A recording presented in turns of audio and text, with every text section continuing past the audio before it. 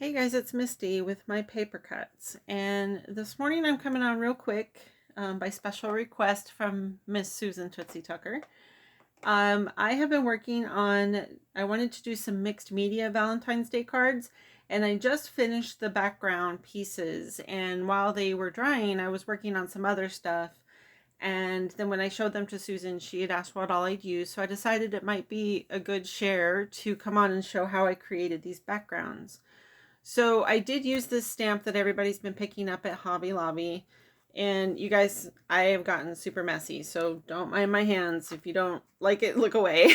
But I did want to use this new stamp from the Hobby Lobby clearance. It's a great background stamp with lots of different textures. It reminds me of like bubble wrap, and then there's some text, and it looks like splatter and spackle. And I don't know, it's just a really good, you know, bits and pieces background. So I wanted to use this, and I had some scraps, and because I've cut it up, I'm going to move that for the glare.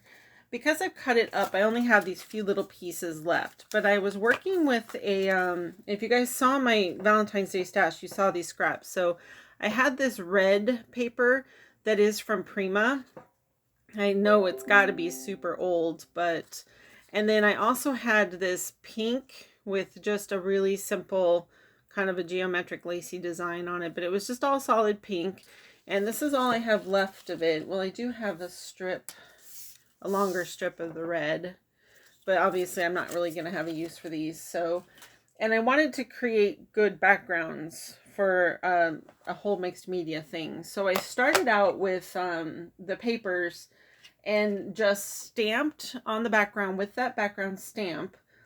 And on the pink, I've used this brown throughout, and on the red I've used this one. And I originally started out with waterproof inks because I didn't know how far I was going to go with using sprays or anything. And then I decided even after that that I was going to add some texture and such to them. So I went ahead and I clear gessoed them. I love this gesso because when it dries, this is kind of my play piece here. When it dries, it is matte, but it has just a tiny bit of a texture to it. I don't know, it's just got a cool feeling. But you get to preserve your stamping and everything. So I love this, and it's very liquidy. And so it's really, it goes on really nice and thin, so it doesn't add too much weight to your paper. But I guess I could just bring the backgrounds in. So here are the pink ones, and here are the red ones. So once I finished the stamping, and I got them all sealed with that gesso, then I came in with this molding paste that I got at Tuesday Morning. It's from Vicky Bouton, and it's got a really nice creamy texture to it. So it looks super thick, but it's not. And I just used just one of these little cheapy palette knives, and I just scraped some on. I wanted to add some texture so that I could do some sprays. And like I said, these are still not quite dry, but I just put that on there, and then I hit it with my heat gun. And what was cool is it started to bubble in spots, so I intentionally overheated it in places to get that bubbly effect because it added just more texture to the paper. And then after that was said and done, then for the red ones here, I got out my Lindy's sprays that I hauled recently. I got the Sandra D Sepia, and I used one of the moon sprays on this one, which is Moonlit Mulberry. So it's the Moon Shadow Mist with the sparkle. I really didn't want to add sparkle because my plan for these cards involves some other sparkle, but I didn't have another spray that I thought would go with this red paper as well. So there's just a combination of that, and I would spray a little, hit it with my heat tool to dry it, and then spray some more so that it would layer. And I did leave some of the white showing because I thought that added a nice contrast. But so I have 4 completely different backgrounds with lots of texture and shine. You can see this one really bubbled up for me. There's still a bubble on there, but I can push that back down so that I can get, you know, more of an interesting texture instead of the actual bubble effect. So that's kind of fun. And so I have those 4. And like I said, that one has shimmer.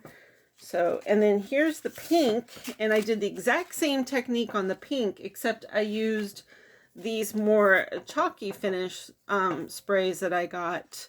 And this one is the Cafe Latte, or however you pronounce that. And then this one is the Chateau Rose. And these ones I showed you guys in my haul when I did these. They dry with the more matte, chalky kind of finish. So that's the reason why I thought they would go better with this pink paper. But as you can see, like almost all the design of that pink paper is gone at this point. So, and I left the texture, a lot more of the white showing through because these are softer. But that is the pink ones and how they came out. I'm not super happy with this one, but so while these are drying, I actually have a couple of errands to do, but then I also wanted to show that I was distressing some music paper to go with them.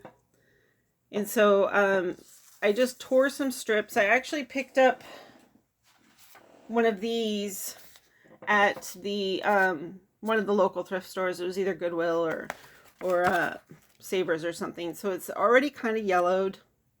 It's got a nice bold music print on it.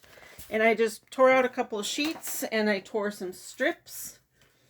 And then what I like to do when I have the strips is I'll go through and I will pinch. I'm a pincher when it comes to distressing. I like to try to keep it flat. I don't really like to ball it up because then I find I fight it more to get it flat again.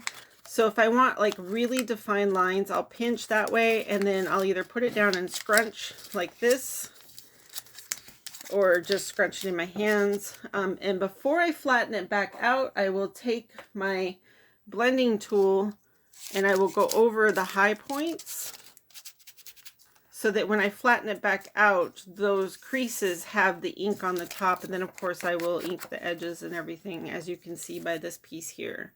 So that's going to be my next step. And then as you can see, this one goes with this. I'm going to be adding some distressed music paper and some other things to that, but I've got a whole stack of these going to get them all distressed. And like I said, I'm using the warmer brown for the pink and then this cooler brown for that more burgundy red.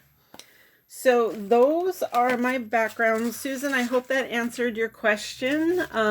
I did get pretty messy making these, but I'm pretty happy with how they turned out. They look like they were torn off an old plastered wall with some wallpaper underneath that, you know, maybe some heavy smokers live there. I don't know. But anyway, let me know if you guys have any questions, and I will be back once these are finished cards. Have a great day, you guys. Bye-bye.